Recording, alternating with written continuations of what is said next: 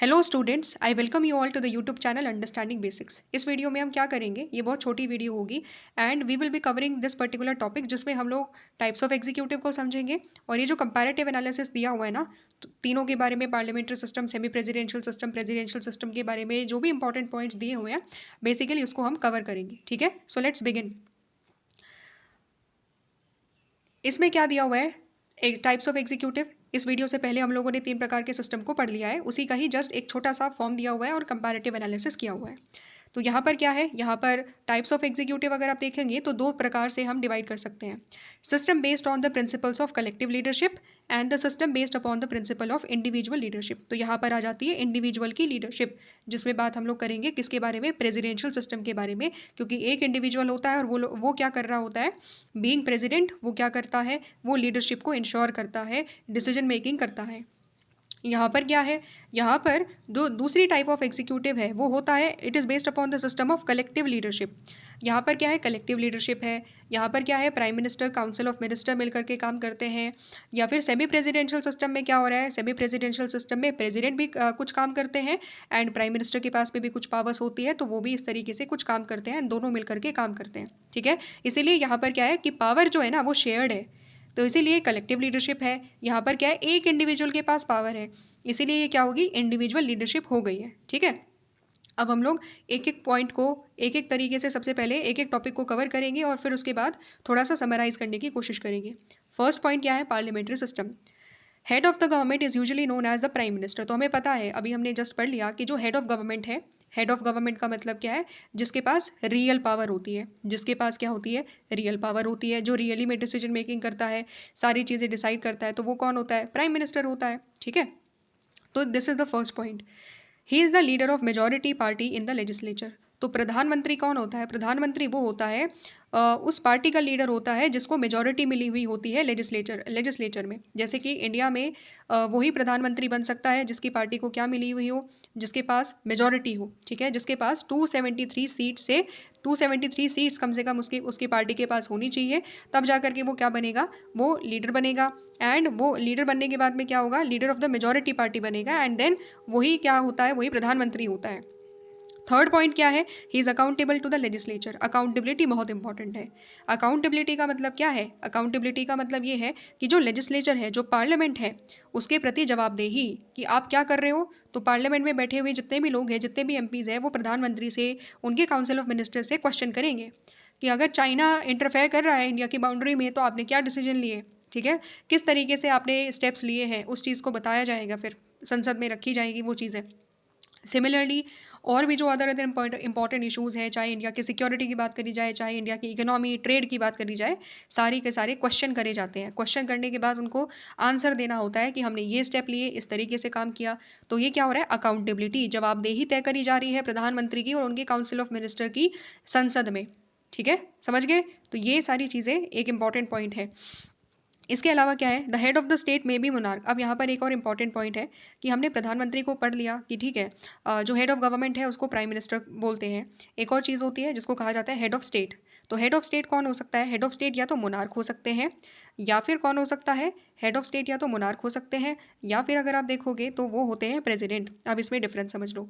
अगर monarch head of state है, जैसे कि ब्रिटेन में, तो उस चीज़ को क्या कहेंगे, उस प्रकार के पार्लियामेंट्री सिस्टम को हम कहेंगे कॉन्स्टिट्यूशनल मोनार्की।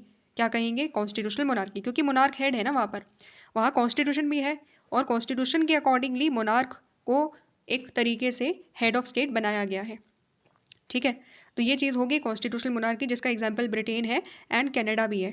सिमिलरली दूसरा एग्जाम्पल क्या है, अगर suppose head of state president है, तो प्रेसिडेंट का मतलब क्या है, देखो इंडिया में प्रेसिडेंट है, हेड ऑफ स्टेट है ना, तो इंडिया में जो प्रेसिडेंट है वो कैसे आ रहे हैं, उनको क्या किया जाता है कि जो राज्यसभा के मेंबर हैं और जो लोकसभा के मेंबर हैं वो वोट डालते हैं। ठीक है, एंड स्टेट के जो एमएलएज है, जो राज्य में जो एमएलएज है वो भी वोट डालते हैं, तब जा करके क्या होता है, तब जा करके प्रेसिडेंट इलेक्ट करे जाते हैं। समझ रहे हो, तो लोगों के द्वारा डायरेक्टली इलेक्ट नहीं करे जाते, इनडायरेक्टली लोगों के द्वारा इलेक्ट करे जाते हैं। तो इसीलिए जब प्रेसिडेंट इलेक्टेड होते हैं तो उस चीज़ को क्या कहा जाता है, रिपब्लिक।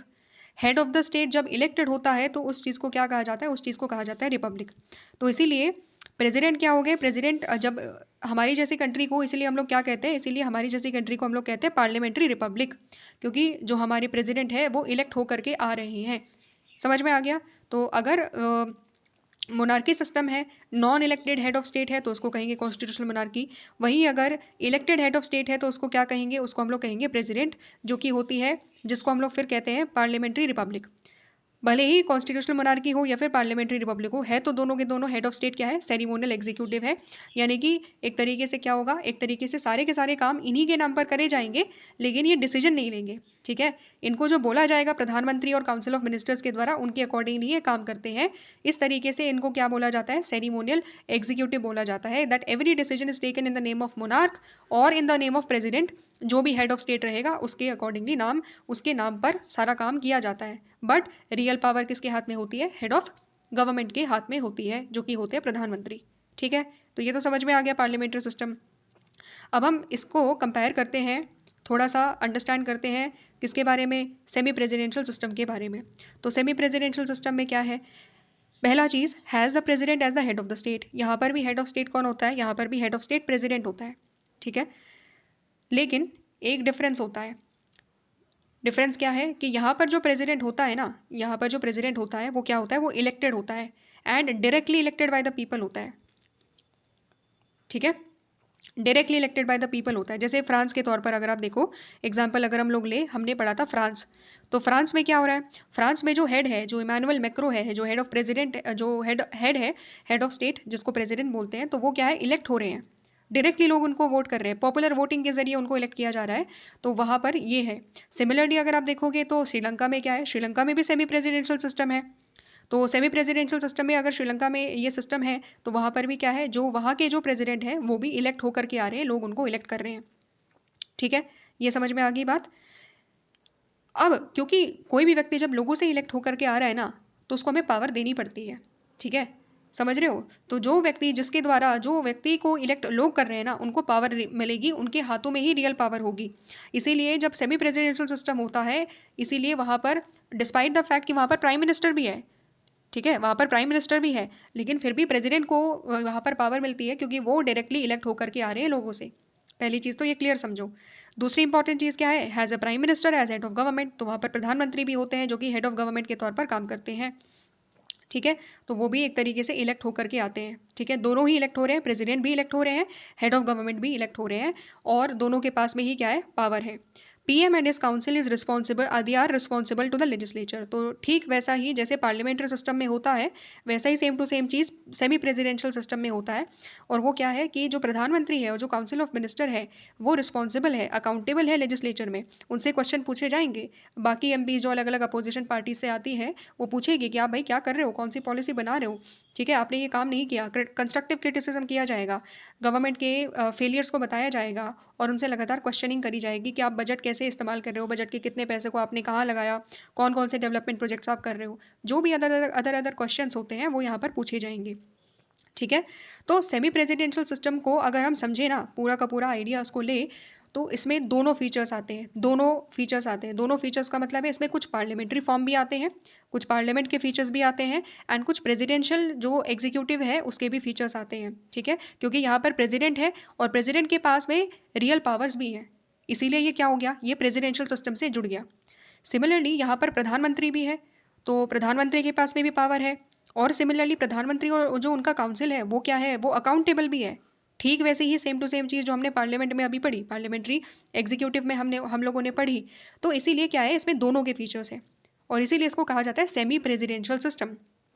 ठीक है, सेमी प्रेसिडेंशियल का मतलब क्या है कि यहाँ पर प्रेसिडेंट को कंपैरेटिवली प्रधानमंत्री के मुकाबले ज़्यादा पावर मिली है, लेकिन इसमें फीचर्स दोनों के मिलेंगे, पार्लियामेंट्री के भी मिलेंगे एंड प्रेसिडेंशियल सिस्टम के भी मिलेंगे।